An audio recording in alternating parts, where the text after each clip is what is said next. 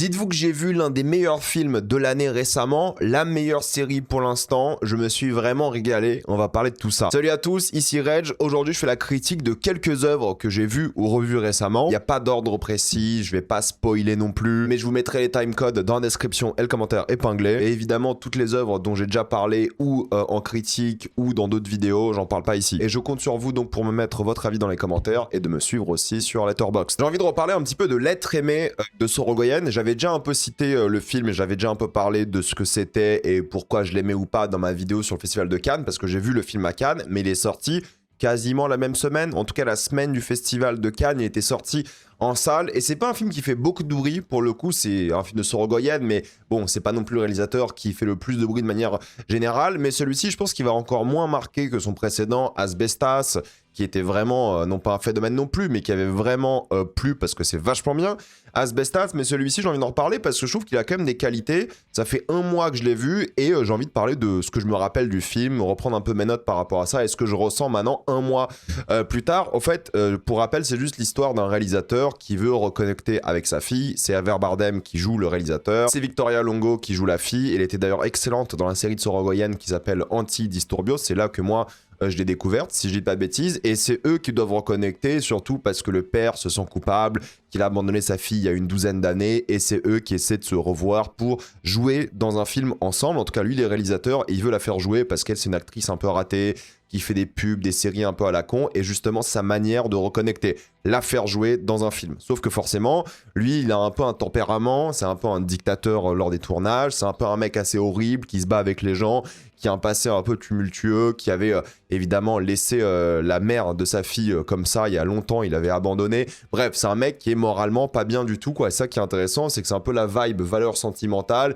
mais avec un peu plus de piment, quoi, avec un peu plus de dynamisme, avec beaucoup plus d'intérêt et des choses bien moins manichéennes que valeur sentimentale, que je trouve est un film ok, mais sans plus. Et c'est ça qui est intéressant dans le film, c'est la relation entre les deux. Et il y a deux séquences qui sont assez majeures dans l'œuvre. C'est la séquence d'introduction qui est donc juste la rencontre entre les deux depuis tant d'années, et c'est filmé en plan très serré, chant contre chant, c'est intense, ça dure longtemps, c'est fort. J'avais l'impression que le film allait être que ça, d'ailleurs, pendant un long moment. Donc c'est un film assez marquant par son début, qui donne envie vraiment de le regarder dès le début. Tu te dis, ok, là ça va être un sacré poulet, parce qu'il y a un acting qui est génial, les deux acteurs sont fabuleux. De toute façon, le casting est très bon. Sorogoyen, il sait vraiment bien faire jouer ses acteurs, je trouve, mais justement, c'est cette force-là que j'ai bien aimé dans le film, c'est ce parti pris d'avoir une séquence d'une douzaine, quinzaine de minutes au début, où c'est juste un chant contre chant comme ça. Ensuite, commence, vous savez, le tournage, on revoit ce que c'est de faire un film et ce genre de truc, et c'est là que le film, oui, c'est pas qu'il se perd un petit peu, mais je trouve qu'il devient beaucoup moins original. C'est encore un film sur le cinéma, sur des artistes, sur le fait de faire un film, mais ce qui est intéressant, c'est qu'il y a une autre séquence dans le film, sans trop spoiler cette fois-ci, parce que c'est bien plus tard dans le film, de dîner aussi, mais lors du tournage, qui est d'une intensité forte et qui est assez intéressante, et je trouve qu'il utilise bien les outils de mise en scène. Même si ma grosse critique du film, c'est le rythme, je trouve que le film est un petit peu trop long pour ce qu'il raconte, et en même temps que Sorogoyen, il utilise vraiment, mais en fait, la boîte à outils du réalisateur. Il va passer en noir et blanc, changer le format, mettre de la musique épique sur des passages un peu simples, entre guillemets, parce qu'il joue avec les codes et tout. Je trouve qu'en fait, il est tellement méta un peu avec son œuvre, il joue tellement avec les codes, que ça fait un peu too much et ça enlève un peu la subtilité qu'il avait dans Asbestas ou dans le film Mother, qui est mon préféré de Sorogoyen. Pourtant, j'ai pas vu El Reino. En fait, c'est ça qui est intéressant, hein. C'est vraiment la plongée dans la relation père réalisateur et fille actrice, qui est certes touchante mine de rien, mais surtout beaucoup moins manichéenne que prévu, quoi. Javier Bardem, il est détestable tout le film. Il représente vraiment la masculinité toxique, qui n'assume pas du tout son rôle de père et qui se permet vraiment d'être un tyran lors du tournage, et en même temps d'être un tyran dans la relation avec sa fille et avec tout le monde, et il vit vraiment grâce à sa gloire passée. C'est ça qui est assez fascinant. Et en même temps, sa fille, qui a là une opportunité professionnelle dingue, parce que c'est quand même un réalisateur oscarisé, c'est quand même un gars qui a beaucoup d'expérience, qui est respecté en Espagne, voilà, c'est quelqu'un, en fait, ce mec-là, et en même temps, elle se dit, oui, je suis en train de reconnecter avec mon père, mais il y a aussi une opportunité professionnelle dingue. Je suis certes une nepo baby, tout ça, on s'en fout. Ce qui m'intéresse, moi, c'est d'avoir un avenir dans ce métier que j'aime bien. Mais le problème, c'est que c'est mon père, quoi. Et mon père, c'est un sacré connard. Et c'est vrai que Javier Bardem, il joue un sacré connard tout le long du film. Et j'aime beaucoup ça. Je trouve que c'est hyper intéressant parce que d'un côté, lui, il est un peu bouffé par cette culpabilité qu'il a. mais en même temps, bah c'est pas la relation qui va le sauver, parce qu'au fait c'est un connard quoi, il arrive pas à être bon, il n'arrive pas à être une bonne personne de manière générale, et j'ai trouvé ça assez fascinant dans le film. Ça tourne autour des dynamiques de pouvoir, elle, comment est-ce qu'il vit l'abandon, comment est-ce qu'elle vit sa vie, et j'aime beaucoup le travail sur le montage qui montre l'art comme de la manipulation émotionnelle, et qui est vraiment utilisé comme une sorte de fausse rédemption. En fait, le mec, Javier Bardem, il se fait une histoire dans sa tête, et il pense que c'est le héros, c'est le protagoniste, et sur ça, le film est assez fascinant. Bon, il en abuse encore une fois du montage, des effets de style, je trouve qu'il va un peu trop loin dans cette direction, mais en tout cas, ça fonctionne quoi. C'est efficace, ça marche bien, l'histoire elle est bien racontée, encore une fois un peu trop long, je trouve qu'il y a un peu de gras qu'ils auraient pu enlever, et c'est pas l'histoire la plus originale, c'est assez prévisible, et c'est un peu malheureux par rapport à ça, c'est juste ça qui m'embête un petit peu. Mais le film il est bien quoi, en tant que réal, c'est un bon film de Sorogoyen, c'est peut-être le moins marquant que j'ai vu de lui, en termes d'acting c'est géré, il y a plein de thématiques aussi assez intéressantes sur l'Espagne post-coloniale, parce qu'il raconte quand même une histoire biopic, historique sur l'Espagne coloniale, et là ils vont dans des endroits qui sont d'anciennes colonies espagnoles. Bref, c'est assez intéressant aussi sur ça, sur comment est-ce qu'on voit l'Espagne, sur comment est-ce que lui il voit le monde, comment il se sent vraiment en train de le diriger, sans se poser des questions, sans se regarder dans une glace, pendant qu'elle, elle fait l'inverse, quoi. Elle pense toujours à sa vie, à qui elle est, ce qu'elle vit et tout. Donc franchement, c'est un film qui est vraiment cool. Il y a un truc sur le point de vue que j'adore, parce qu'en fait, ils parlent parfois des mêmes événements, les deux, mais ils ont pas du tout le même souvenir de l'événement, ils ont pas du tout les mêmes émotions par rapport à cet événement-là, et je trouve assez fascinant comment on peut manipuler le passé, l'histoire, bah, grâce à l'image, grâce à la narration et tout. Et c'est assez fascinant de ce point de vue-là. Donc ça, j'aime bien. Il y a un truc sur la répression émotionnelle, évidemment, sur le fait de vivre dans le passé sans avancer, sans s'excuser, sans progresser. Comment est-ce que tu te détaches de cette masculinité toxique et tu te déconstruis un petit peu. Comment tu arrives à aimer ou pas. D'ailleurs, je trouve qu'il y a beaucoup de séquences avec d'autres personnages secondaires que j'ai pas non envie de spoiler. Marina Foïs, par exemple, qui est géniale dans l'œuvre. Mais ça parle de ça, quoi. Comment est-ce qu'on comprend, comment est-ce qu'on aime. Bref, j'ai trouvé le film vraiment très cool. Je crois que sur Letterboxd, j'ai mis 3,5. Sans mettre le cœur, entre guillemets, parce que je trouve ça bien. Je le reverrai pas, mais c'est une bonne œuvre qui permet de parler de beaucoup de choses la concernant. Donc honnêtement, je peux le conseiller, et je vais aussi conseiller la prochaine œuvre. Je me suis retapé le premier Scary Movie et le deuxième d'ailleurs. Scary Movie 1, je l'ai revu pour la première fois depuis assez longtemps, et je l'ai trouvé vraiment, vraiment efficace. Je trouve que c'est un film qui est divertissant parce qu'il reprend bien les codes de l'horreur et raconte sa propre histoire en faisant évidemment de nombreuses parodies, mais en ayant un fil rouge assez bien trouvé, en étant original, en étant plutôt bien rythmé. Franchement, le premier Scary Movie, je vais pas en parler pendant des heures, hein, mais je les trouve vraiment drôle, premièrement, inventif dans ce qu'il raconte.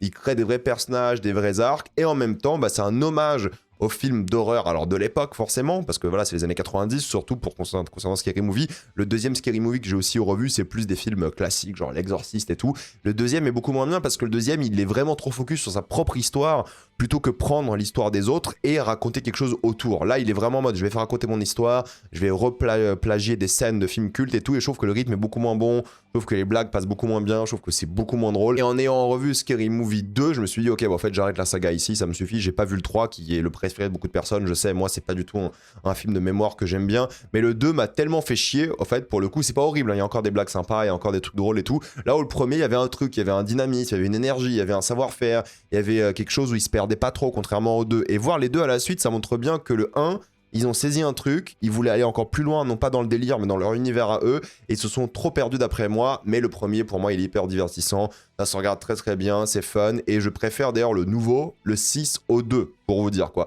Je me regarderai pas la suite, peut-être si le prochain Scary Movie 7 va sortir dans 1 ou 2 ans, là peut-être je regarderai le 3, 4, 5, parce que c'est longtemps que je les ai pas vus, je sais même pas si j'ai vu le 4 ou 5 d'ailleurs, mais en tout cas voilà, c'était ok, le 2 je le conseille pas forcément, mais le 1 il reste encore très efficace, même encore aujourd'hui. Sinon j'ai vu le film de Giacomo avec Xavier Lacaille qui scénarise le film, c'est l'histoire d'un mec qui vient d'Amiens, qui veut atteindre le 1 million d'abonnés sur les réseaux sociaux, et pour faire ça il va faire tous les trucs d'influenceurs à la con, les trucs les plus critiquables, dégueulasses, le cliché de l'influenceur Dubaï et tout. Et le marketing est basé sur ça, il y a Thibaut InShape et tout dedans. Bref, c'est un marketing un peu à la con, qui a joué un peu en mode Borat influenceur. Mais en fait, ce qui est intéressant, c'est que le film, c'est pas exactement ça. Le film, c'est vraiment l'histoire d'un mec qui habite à Amiens, qui se sent seul, triste, et qui a envie de pas être connu spécialement, mais qui a envie d'être regardé, qui a envie d'être aimé, qui a envie d'être apprécié. Et la manière dont lui, il a trouvé dans sa solitude cette vision-là pour se libérer, c'est de devenir influenceur, parce qu'il regardait d'autres influenceurs. Du coup, il va faire le pitre, tout le film, il va faire le con. Et c'est ça que je trouve à la fois intéressant, c'est le côté humain du personnage, où tu vois que ce qu'il fait là, c'est à la fois sa personnalité et en même temps il en fait des caisses pour devenir célèbre. Du coup, il est à la fois détestable et assez appréciable parce que t'as de l'empathie pour ce mec, juste qu'il souffre d'un système, de son comportement aussi. Il y a une part de responsabilité et une part aussi où il est victime. Et je trouve ça assez intéressant. Et c'est ça que j'aime bien dans le film, c'est vraiment ce côté où t'as l'empathie pour ce mec, parce que même quand il est influenceur, qu'il est à Dubaï, en fait, il est triste. C'est vide en lui. Il y a un truc par rapport à ça où tu dis, ok, ce mec-là, il cherche un truc qui lui va pas. Il cherche un truc qui lui correspond pas. Et même si la partie influenceur, c'est un enchaînement d'humour cringe que moi, j'aime pas trop, pour être tout à fait sincère, sauf quand c'est vraiment bien fait. Là, je trouve que c'est ok. Je trouve qu'il a pas assez bien épousé le côté Borat influenceur, où on ressent vraiment que c'est un mec en extérieur qui fait chier le monde, littéralement. Et il y a trop de fiction, alors que pourtant la ligne, elle est assez... fine entre la réalité et la fiction quand tu fais un documentaire, parce que c'est un documentaire. Du coup, il aurait encore plus assumé le côté Borat, parce que Borat, on se dit putain, il a fait ça en public quoi. Là, on se dit jamais vraiment ça, c'est un peu dommage. Par contre, les guests qu'il a, certains sont très cool, genre Benjamin Castaldi, il y a une séquence assez drôle avec lui. Mais c'est ça le problème, c'est que ça va pas assez à fond, je trouve. Et en termes d'équilibre entre le côté humain, émotion, drame et le côté comique qui est pas assumé à 200%, pourtant ils font des séquences d'influenceurs clichés un peu à la con. C'est dommage, c'est ce manque d'équilibre pour moi qui en fait un film sympathique mais qui ne l'élève pas au-delà. Pourtant il y a plein d'idées formelles qui sont assez, même émouvantes, je trouve. Il y a des moments assez cool, c'est un rise and fall et tout, c'est juste qu'il faut se taper les séquences d'influenceurs qui sont horribles à regarder quoi. Mais c'est le but de que ce soit horrible à regarder, mais c'est que c'est assez gênant. Mais j'ai pas de haine envers le film, j'ai juste de la haine envers la séquence avec Thibaut InShape, non pas parce que je déteste Thibaut InShape, hein, c'est pas vrai, je le déteste pas, c'est juste que la séquence avec Thibaut InShape, c'est le moment le plus cynique du film. Vous savez, je pense souvent je pense souvent à Kaizen, j'allais dire, où il y a cette séquence air-up, pub et tout de 3 minutes au cinéma. Il aurait dû l'enlever de la salle, ça c'est évident. Mais là, il y a une séquence avec Thibaut InShape où il est là pour faire la promo de ses compléments alimentaires, de son t-shirt et tout. Et c'est en mode... on se fout pas trop de sa gueule, c'est vraiment une séquence pub. J'aurais largement préféré qu'il fasse une séquence avec Thibaut InShape où il se fout de sa gueule, de ses produits, et ça donnerait encore plus envie, entre guillemets, d'acheter ses produits parce qu'il y a un second degré et tout, qu'il n'y a pas ici. Et je trouve que c'est un petit peu dommage par rapport à ça. Ça reste un film franchement regardable, c'est pas une torture, il y a des trucs que j'aime bien dans le film. Je pensais vraiment le détester, je pensais vraiment gueuler dessus, trouver ça insupportable et tout. Mais au fait, globalement, ça va, c'est pas une torture. Est-ce que je le recommande pour d'aller en salle pour le voir ?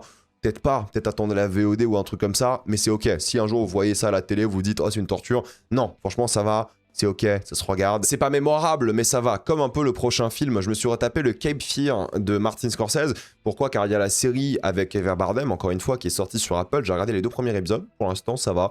C'est divertissant et je me suis dit, Cape Fear c'est un film que j'aimais bien à l'époque, je vais lui redonner une chance, voir si j'aime encore ce film. C'est un peu compliqué. Cape Fear, pour moi, c'est le film de Martin Scorsese peut-être le moins intéressant visuellement en termes de mise en scène que j'ai vu tout court. Je trouve qu'il tombe vraiment dans une sorte de thriller, action, mal foutu, vraiment pas intriguant en termes de mise en scène, et je l'ai revu à la baisse. Alors j'adore Robert De Niro dedans, je trouve qu'il fait un super taf. J'aime bien plein de choses au fait dans le film, la culpabilité des personnages, l'ambiguïté un peu morale de tout le monde, le côté est-ce qu'on prend la justice entre ses mains, est-ce qu'on attend que le système nous protège, c'est un peu le légal versus le personnel. Il y a ce côté spirituel aussi par rapport à plein de symbolismes religieux à la Scorsese, évidemment au christianisme, c'est la grosse référence de sa filmographie. Il y a ce truc, est-ce qu'on préfère être seul ou en groupe, est-ce que le groupe nous fait pas subir des choses un peu compliquées. Il y a plein de thématiques intéressantes sur ça, quoi, dans ce drame familial, dans cette traque d'action où sa personnage horrible, violeur, agresseur et tout, il y a plein de trucs cool. C'est un peu la peur de l'Amérique aussi, de cette anxiété qu'ils ont un peu par rapport aux autres. T'as l'impression qu'au States, ils se font pas confiance entre eux et qu'ils ont peur un peu des gens. Et je trouve que c'est ok comme thématique, c'est juste que je trouve dans la construction du film, dans le rythme, alors les acteurs tous, il y en a plein qui sont super bons, pas que De Niro évidemment dedans, ils sont bien dirigés, ils ont de sacrées séquences, mais plus t'avances dans le film, plus ça devient un peu l'action débile, et je trouve que c'est assez ringard de ce point de vue-là. C'est vraiment un film de son époque, et encore je pense qu'il est un peu vieillot pour les années 90, c'est un peu trop ouais kitsch et vieux jeu, et je trouve que ça marche pas. Pourtant Scorsese c'est un mec qui a des films qui sont indémodables pour le coup, et là celui-ci en le regardant de nouveau je me suis dit mais attends, il y a des séquences de fou, hein. Je pense que la première heure du film elle est vraiment solide, je me dis bon, en fait c'est vrai que c'est un petit poulet ce film, il y a des séquences, ça fait penser à High and Low, cette scène-là. Évidemment, il y a plein de moments assez géniaux dans le film, mais plus t'avances, plus tu te poses des questions sur pourquoi il a fait ces choix-là. Il y a beaucoup moins d'inventivité dans sa mise en scène. Scorsese, pourtant, c'est un mec qui a toujours été dans le renouvellement, qui a toujours été original, inventif et tout. Et là, Cape Fear, bon, ok, ça va, hein. Non mais ça va. Franchement, c'est un film divertissant, c'est pas un mauvais film, ça passe, mais je l'ai revu vraiment à la baisse en me disant que dans mes souvenirs, il était bien plus marquant. Je trouvais que c'était un sacré antagoniste, ce personnage-là. et il est encore un petit peu, mais il tombe dans des travers trop manichéens à certains moments. Je trouve que ça va pas assez loin dans la critique sociale du système et tout, et ça fait un film qui devient limite une sorte de slasher un peu à la con, j'exagère quand je dis ça, plus qu'autre chose, et ça m'a un petit peu déçu sur cet aspect-là, mais en vrai, bon, ça va, ça se regarde bien. C'est disponible sur Arte d'ailleurs gratuitement, je l'ai regardé là récemment. Ensuite, j'ai vu une série que j'adore, pour le coup, l'une des meilleures séries de l'année, s'appelle Half Man, c'est sur HBO, c'est par le créateur de Mon Petit Reine, Richard Gad, qui joue ici l'un des rôles principaux de la série. Le deuxième, c'est Jamie Bell. En fait, c'est l'histoire de deux beaux-frères. Grosso modo, c'est deux frères qui vont être élevés par deux mamans lesbiennes qui se sont mis en couple. Et donc, eux, ils deviennent automatiquement frères. Sauf que tu as un frère un peu plus timide, plus jeune, qui a du mal à sortir, un introverti, qui a du mal avec le sexe, qui est aussi homosexuel, mais il est complètement refoulé, il assume pas son homosexualité dans le placard de fou. Et son autre frère, plus toxique, plus violent, qui va vraiment aller à chaque fois en prison, ce genre de truc, et en même temps lui aussi sera refoulé homosexuellement,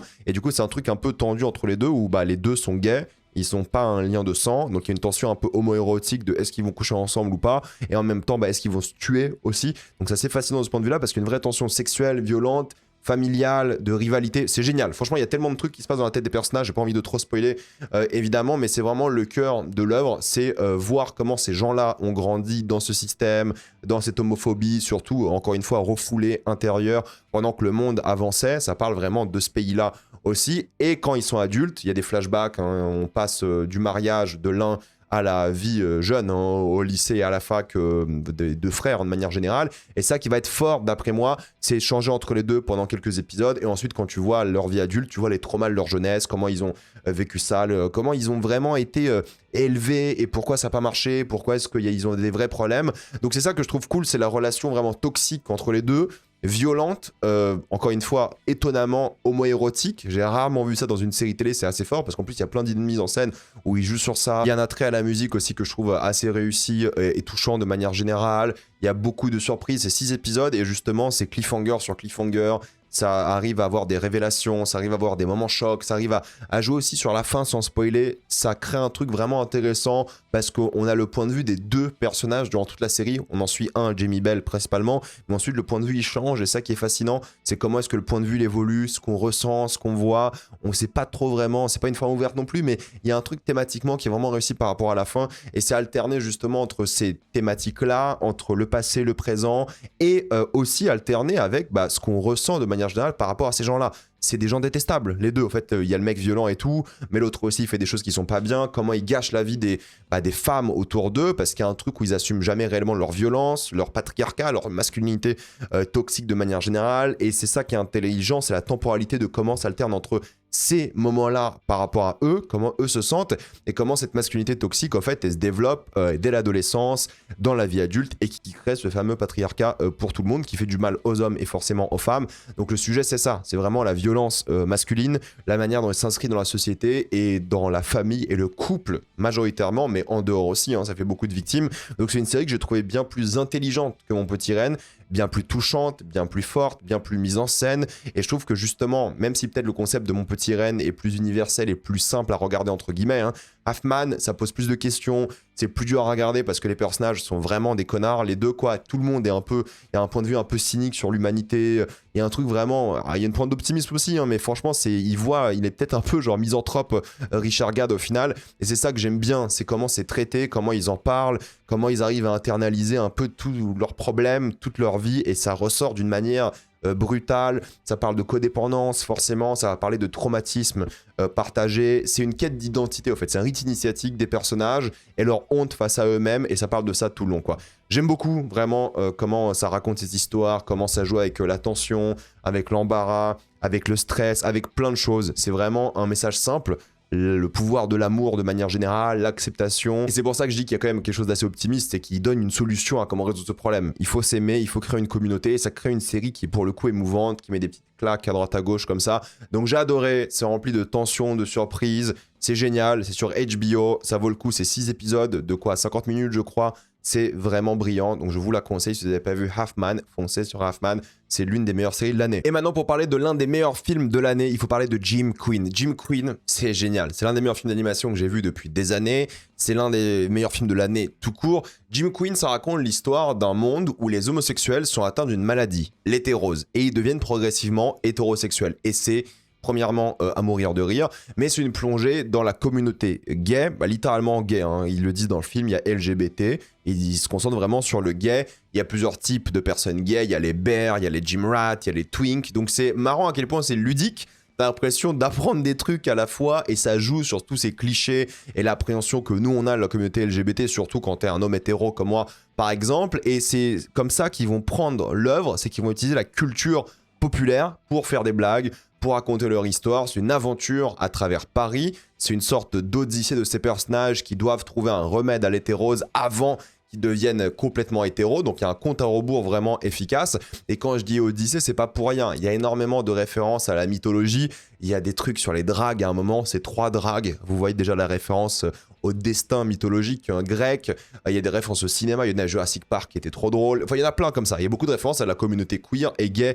de manière générale, et c'est ce que j'aime en fait, c'est l'humour du film. Moi j'ai pleuré de rire tout le film, c'était vraiment hilarant, c'est un des films les plus drôles que j'ai vu depuis un moment, et Dieu sait que je rigole pas beaucoup pour le coup, mais là j'étais à fond. Alors oui, c'est très cliché, mais ça joue sur ça, parce que littéralement il y aura plusieurs blagues par plan. Vraiment, il y a une inventivité folle sur comment faire de l'humour. Chaque réplique, c'est une blague. Ça joue complètement sur des clichés, certes, mais pas que. Et ça fait avancer l'histoire en faisant de l'humour. Donc c'est une comédie, c'est clair. Mais en même temps, il y a beaucoup de drame et d'émotions qui se cachent dedans. Et c'est ça qui est fort, c'est qu'en fait, ils répètent jamais la même blague. Ils en trouvent toujours des nouvelles, ça se renouvelle, mais tellement tout le temps, il n'y a pas un seul temps mort dans le film. Il y a une séquence où je me suis dit, ok, là, ça va se poser un petit peu. Non, ça enchaîne, c'est 1h20. Il n'y a pas le temps, donc ils enchaînent constamment. T'as la musique qui est géniale, hein, t'écoutes la playlist sur Spotify juste après, t'as cette ambiance techno homo-érotique qui est folle. La séquence d'intro, si vous kiffez pas les 3 premières minutes, sortez de la salle, ça sert à rien, vous allez pas aimer. Les 3 premières minutes, normalement vous devez être scotché à votre siège, vous dire putain, ça, je vais kiffer. Je vais passer 1h20 à kiffer mon film de fou, parce qu'il y a un travail sur l'animation des corps, forcément, ça fait beaucoup de blagues sur les parties du corps, sur surtout les grandes poitrines des mecs méga musclés, sur évidemment les parties intimes qui sont parfois un peu floutées et tout, et en même temps les fluides, à chaque fois ça va couler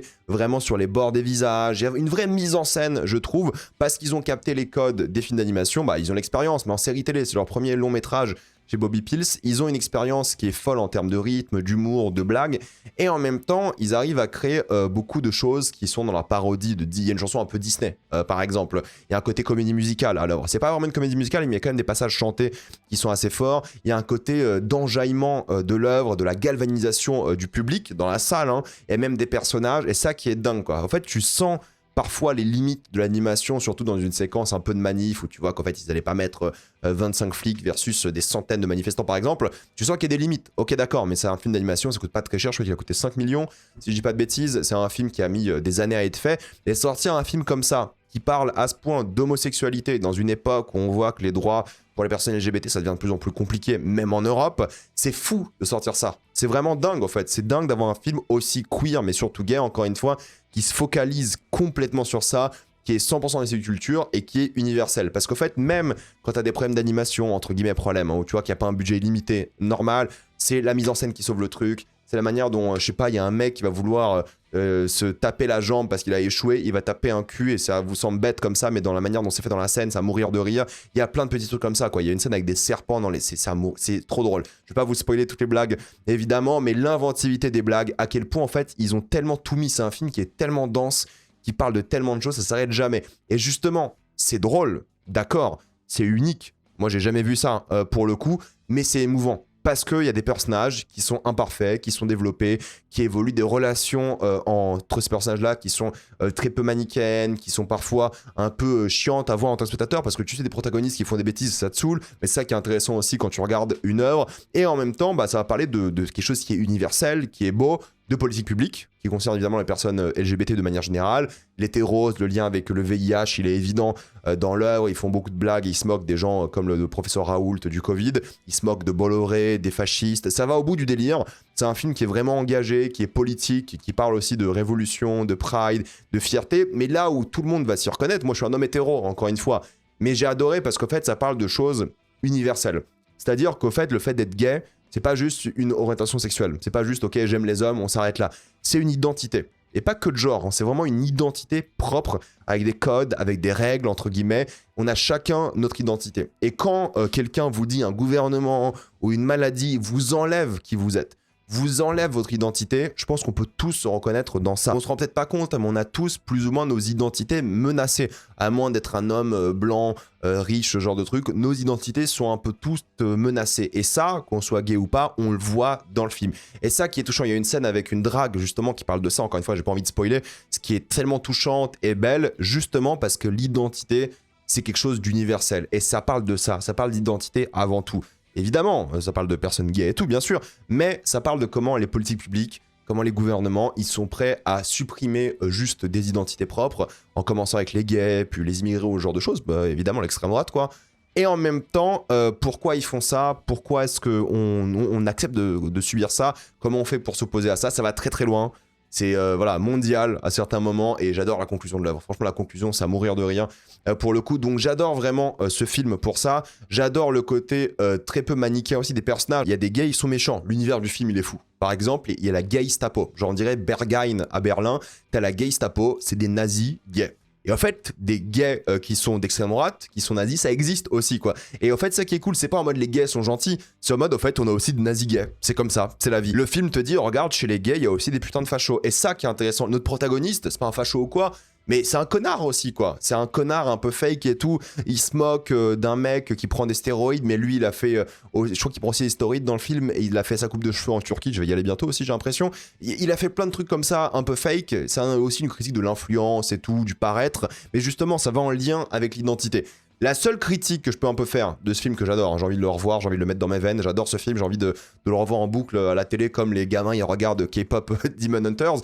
Le seul truc moi qui m'embête un petit peu, et là je vais faire mon gros wokiste, c'est que c'est très blanc comme film. Je pense que s'il y avait peut-être une représentation gay de personnes de couleur, il avait coché toutes les cases, parce que c'est un film qui est quand même très progressiste évidemment, mais assez réaliste. Ils disent bien d'ailleurs que dans la communauté gay, il y a des gays qui s'aiment pas entre eux et tout, d'accord, et surtout par rapport aux lesbiennes, aux personnes trans et tout, le focus est vraiment sur les gays. Donc ils assument le côté, ok, les trans on n'en parle pas, les bi on n'en parle pas, voilà, les autres lettres de LGBTQIA+, on n'en parle pas pour l'instant, on se tourne sur les gays. Et peut-être si ce film marche bien, il y aura une suite, j'en sais rien. Mais en tout cas, ils voulaient se concentrer sur les gays. Par contre, il y a des gays de couleur aussi. Parce qu'ils taclent plein de trucs, il y a un gay de cité, un petit peu, qui fume de la weed, mais en fait il fume des...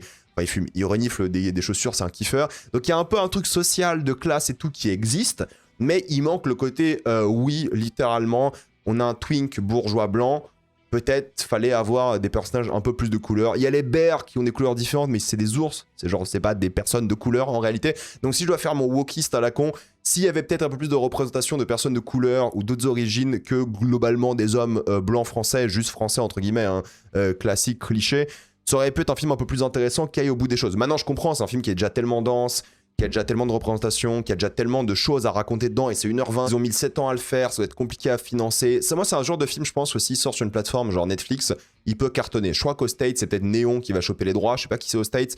S'il sort en salle, il faut que les gens aillent le voir. Je pense que c'est un film, même s'il est très parisien comme film, je pense que les communautés, surtout gays, peuvent beaucoup soutenir ces films, et ils vont dire à d'autres gens, moi je suis hétéro, mais encore une fois, moi on me dit, ce film il est trop bien, gay ou pas, j'y vais, quoi.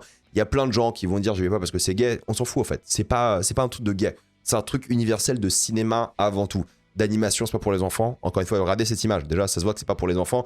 Mais c'est vraiment fait pour kiffer. C'est une dose d'énergie. Je pense que tout le monde pourrait se marrer devant, quoi. Moi, j'ai mes potes qui sont pas du tout dans le game cinéma, qui regardent 3 films par an. Je suis sûr, je les emmène voir ça. Ils vont chialer leur mère. Ils vont se taper des barres, sans mauvais jeu de mots. Et ils vont être morts de rire tout le long et aussi ressentir de l'émotion. Donc c'est un film qui peut plaire à vraiment tous les adultes. Et je pense que vous devriez aller en salle. C'est maintenant qu'il faut le soutenir. C'est la première semaine d'exploitation. Si vous regardez cette vidéo là dimanche matin, comme je la sors, allez voir Jim Queen. C'est un putain de chef-d'œuvre. Vous allez adorer et je ne peux que le conseiller. Et moi, j'ai envie de le revoir parce que c'est une sacrée expérience. Donc foncez voir Jim Queen et bravo à Bobby Pills qui ont fait ici un super film que j'adore et que je ne peux que recommander. Et pour finir cette vidéo, il faut parler de la meilleure série de l'année pour l'instant. Elle s'appelle Widow's Bay, c'est sur Apple TV+.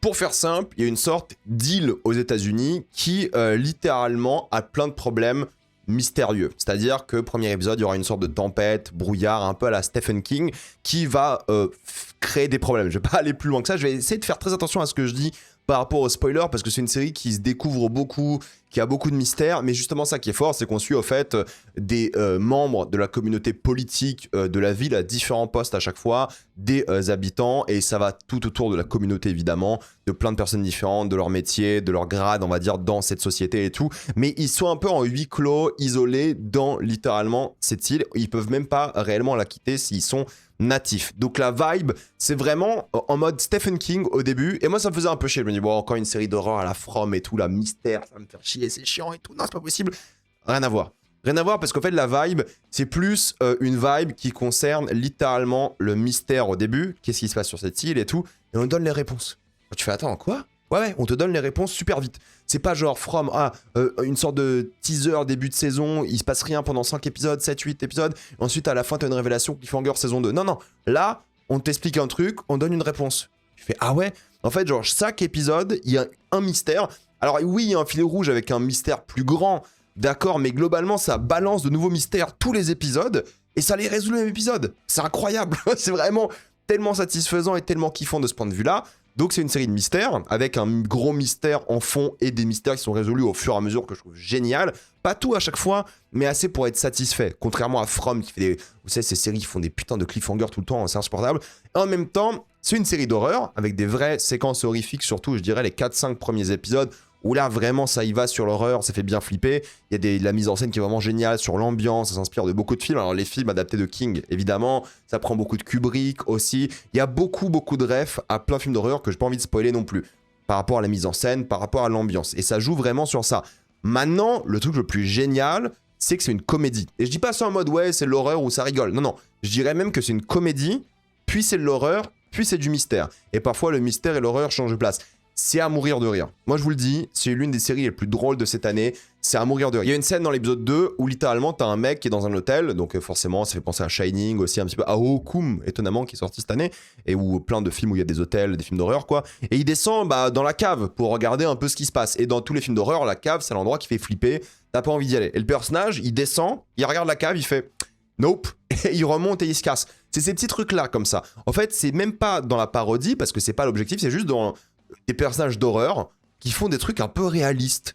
Et tu dis, bah attends, c'est trop bizarre en fait. Ils font jamais des choix à la con. Et ça, c'est satisfaisant parce qu'il y a les tropes et travers classiques d'horreur où ils doivent faire des choix à la con. Là, ils le font pas. Et au début, t'es un peu déstabilisé. Tu fais, attendez, comment ça ? Alors, je dis pas que les personnages sont très intelligents tout le temps, hein, mais je dis juste que c'est un peu subversif dans le sens où ça reprend les codes de l'horreur. Ça met des personnages qui sont plus habitués à la comédie. Et c'est comme mettre, je sais pas, les gens de The Office dans un film d'horreur et ils devraient devenir un petit peu sérieux, mais en même temps, ils vont garder leur côté humoristique. Alors peut-être je la présente très mal la série parce que c'est pas non plus The Office, hein, mais en tout cas, il y a ce truc très second degré que j'aime bien dans une série premier degré. Elle mélange. L'équilibre, il est tellement parfait. T'as tellement de séquences, je pense à l'épisode 7, si vous voyez de quoi je parle dans l'épisode 7, qui a à mourir de rire dans l'épisode 7. Il y a plein de passages comme ça que j'adore. C'est ça que je trouve génial en fait, c'est la manière dont ils jouent sur l'humour, sur la comédie, comment ils arrivent à gérer ça avec des personnages qui ont des arcs narratifs incroyables, ils sont développés, ils évoluent. Patricia, c'est la goat. Et ça qui est bien, c'est que Patricia, je l'adore, elle a genre le meilleur épisode de la série, c'est l'épisode 4. Mais tous, ils sont bien les épisodes, hein. Attention, ils sont tous très très bien.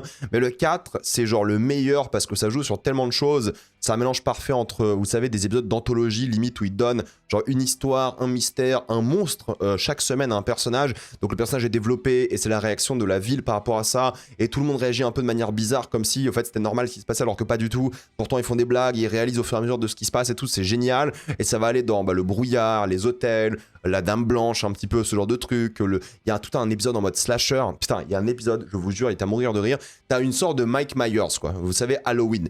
Et t'as ce slasher, ce mec-là qui va les poursuivre. Il y a du Mike Myers, il y a du Hit. Ça, il y a des clowns, il y a des sectes, il y a des épisodes dans le passé, genre vraiment il y a je crois 300 ans, un truc comme ça, il y a des diables, des exorcistes, en fait il y a trop de trucs, il y a des sœurs, des nonnes quoi, il y a 1000 trucs, il y a une entité Lovecraftienne, il y a 1000 trucs et ça marche trop bien, l'équilibre il est vraiment génial de ce point de vue là, il est vraiment bien géré, c'est fourre-tout mais c'est parfait, je sais pas comment ils ont réussi à bien écrire au ce point que ce soit aussi parfait, puis l'ambiance musicale, l'ambiance et tout est génial quoi, t'as cette petite ville et tout, un peu au nord des États-Unis / Canada. J'adore, franchement j'adore de fou. Et justement t'as ce slasher avec Mike Myers et t'as un personnage qui veut cramer Mike Myers. Du coup il va à l'essence, mais un réflexe tout bête c'est qu'elle veut payer l'essence avant, elle veut foutre de l'essence sur Mike Myers. Et t'as le mec de la station essence qui dit bah attendez c'est pas normal tu sais, genre d'où cette femme elle fait ça. Et il court avec l'extincteur pour sauver Mike Myers quoi. Et tu dis mais en fait dans la vraie vie peut-être tu paierais pas pour l'essence dans ce genre de cas, Mais oui, le mec de l'essence, il viendrait peut-être aider le méchant parce qu'il se rendrait pas compte que c'est le méchant, c'est juste un mec qui marche. On voit même pas le couteau dans sa main, tu vois. Donc il y a plein de moments comme ça qui sont assez géniaux, qui sont assez drôles, qui sont bien foutus, qui sont intéressants. Il y a beaucoup d'inspiration, encore une fois, ciné, mais il y a le contraste dans la photographie, tu vois, que c'est fait par des gens qui ont du talent. Il y a un sens du rythme dans les dialogues, dans les personnages, comment ils interagissent entre eux, dans les jumpscares qui sont flippants, dans l'ambiance. Il y a des séquences et sont à la fois à mourir de rire, mais en même temps horrifiques, quoi. Ça joue sur les fluides humains à certains moments. Il y a plein de trucs comme ça où, franchement, tu sens le poids du passé. Tu sens vraiment comment ce personnage-là, ils doivent découvrir qui ils sont, pourquoi cette île, elle est un peu hantée d'une certaine manière, qu'est-ce qui se passe, pourquoi est-ce que il y a des vrais problèmes ici. J'ai pas envie d'en parler sans spoiler parce que c'est très compliqué, j'ai pas non plus envie de spoiler parce que voilà, j'ai envie que les gens découvrent la série, mais il y a un truc où il y a une sorte de confrontation entre le fait d'y croire, un peu spirituel, religieux, le fait d'être complètement sceptique et cynique par rapport à ça. Il y a un truc sur le tourisme, sur le capitalisme. En fait, c'est des mecs dans le monde politique, quoi. Donc forcément, il faut qu'ils fassent leur travail pour la communauté aussi. Ils ont des responsabilités, ils ont vraiment quelque chose à faire de manière légale de une, mais aussi sociale. Il y a aussi un truc sur l'évolution du monde technologique, sur l'évolution des films d'horreur. Donc ils sont un peu obligés, mais c'est quand même aussi une île qui est très superstitieuse. Donc il se passe plein de trucs en fait. Il y a la violence de la communauté qui est genre très sympa, mais d'un coup commence à péter un câble quand des choses sont mises en avant. Le dernier épisode, il est génial par rapport à ça. Pour le coup, et ça parle de ces traumas partagés, de chagrin, le côté un peu horreur folklorique que j'aime beaucoup. Il y a une cinématographie que j'adore parce qu'en fait, ils vont jouer sur, évidemment, les clichés de films d'horreur classiques. En fait, c'est Scary Movie, mais sérieux, un peu. Vous voyez ce que je veux dire? Peut-être je présente très mal la série, mais c'est dur d'en parler parce qu'elle est tellement dense, il se passe tellement de trucs. Et j'allais dire, ça flirte avec tellement de genres, mais non, c'est tellement de genres, en fait. C'est un mélange tellement nouveau et original et rare. J'ai jamais vu ça, moi, honnêtement. Dans une série télé aussi bien gérée, ça, vous me dites, je sais pas, une série comme Lost, From, on parlait de mystère, Westworld, je peux vous dire ce que c'est. C'est une série un peu d'aventure mystère sur une île. Je peux vous dire que Westworld, c'est une série de SF un peu philosophique. Là, je peux pas vous dire ce que c'est. Là, vraiment, c'est un ovni série télé qui sort de nulle part, qui est hyper fascinant, qui a été renouvelé pour une saison 2. D'ailleurs, il y a 10 épisodes de 35-40 minutes à chaque fois, donc ça va assez vite. La fin, t'es enfin face à un truc entre Lovecraft et plein d'autres trucs à la fois. Il y a une sorte de débat philosophique à la con dans le dernier épisode qui est à mourir de rire, mais en même temps tellement triste, parce qu'en fait, c'est des personnages qui utilisent aussi l'humour pour lutter contre leur drame, tu vois. Et ça, c'est rare dans les séries que ce soit fait de manière volontaire. Il y a un truc vraiment par rapport à ça qui est fascinant. C'est un ovni. Franchement, c'est un ovni. Moi, je trouve que c'est un chef-d'œuvre. La saison 1, elle est géniale. J'ai envie de la remater, au fait, pour recapter des trucs, revoir des détails. Il n'y a pas des twists ou des révélations de fou en mode « Oh putain, tout change ». C'est pas vraiment le but de la série. Puis la série, elle est assez prévisible sur certains trucs, mais c'est satisfaisant. Ça fait penser un peu à Dark, vous savez, où il y a des trucs qui sont mis en place. Tu sais dans quelle direction ça va. Tu te prends une petite claque et t'es satisfait. Et le pay-off de certaines séquences, genre là, ça finit la saison 1 sans spoiler. Tu te dis, bah ok, en fait, le cliffhanger, sympathique, et je peux attendre. Je me sens pas trahi, je me sens pas en mode ils vont faire 5 saisons pour le mystère et tout. J'ai l'impression que ça avance, ça bouge, c'est solide. J'espère que la saison 2 sera aussi au niveau, mais vu l'ambiance qu'ils ont, vu la série que c'est, moi je leur fais confiance. Je pense qu'ils tiennent un truc assez unique, assez fort. Je vais me régaler devant la saison 2. C'est une belle claque parce que c'est rare de voir ça, quoi. C'est rare de voir une série aussi étrange, unique, mais aussi touchante. J'aime tous les personnages. Pourtant, c'est des connards, beaucoup d'entre eux, quoi. Il y en a plein que je déteste, mais je suis attaché à eux. Je suis attaché à Widow's Bay. Je suis attaché au monde. Je suis attaché à plein de trucs. J'ai envie de voir plus de monstres, plus de créatures. C'est un mix de pur génie, de plein de trucs. Donc honnêtement, si vous n'avez pas vu Widow's Bay, c'est pour l'instant la meilleure série de l'année et je vous la conseille. Dites-moi ce que vous pensez de toutes ces œuvres dans les commentaires. J'ai envie d'avoir votre avis. Pensez à vous abonner à la chaîne pour voir les prochaines vidéos. Mettez un j'aime, aide beaucoup la chaîne. Maintenant, toutes les vidéos sont disponibles en mode podcast sur les plateformes traditionnelles. Suivez-moi sur Instagram, TikTok et Twitch. Et moi, je vous dis à la prochaine fois. Salut à tous.